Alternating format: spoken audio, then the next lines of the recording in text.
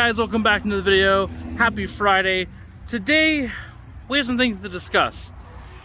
The transmission lever has been fixed, and it's for a very stupid reason. Let me explain. The reason why it wasn't working was over the misplacement of a washer on that link arm. If you remember, when we took off the link arm, it was a bolt, the link arm, then a washer. That washer needed to go where the link arm was, and the link arm needed to be a little closer. By doing that, it actually fixed the issue. Well, that was my mistake, but the old transmission was set up that way, so I don't know. The only thing I could think of is the link arm, when it goes on that shaft, it's actually like kind of locked in. But once I took the washer off and slid it back on, I actually had to force it onto the shaft even further. It was a tighter fit than the knob that was already on there. So now that that's fixed, the car shifts into all the gears and everything's perfectly normal. But suddenly now we have a misfire. So that's what we're currently working on to chase down. So let me gotta tell you what we've fixed so far. So right now, it's not misfiring. It's idling at about 5100, and it's fine. The issue comes a little later. It will start misfiring randomly.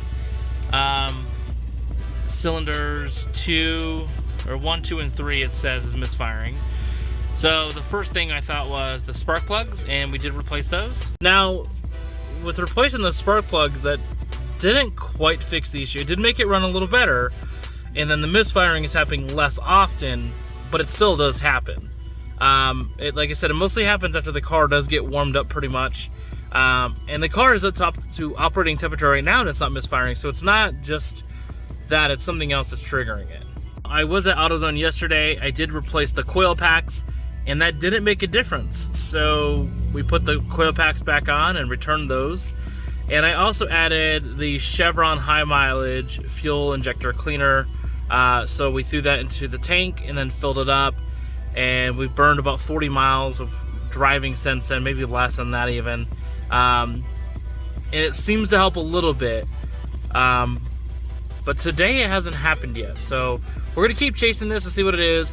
The next thing I think we're gonna have to take a look at is gonna be the fuel injectors maybe, or a vacuum leak, which I think I might know where the vacuum leak is on that. So when we were out, it started misfiring again. I think the fuel injector cleaner is working slowly, but it's not quite there yet.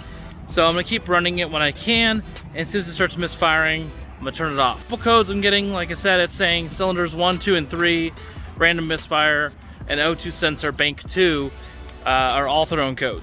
But that's it for today's video. Again, I'm gonna keep diagnosing what I can. I'm gonna check to see if the intake clamp is the issue as well. So I'll give you guys an update next week.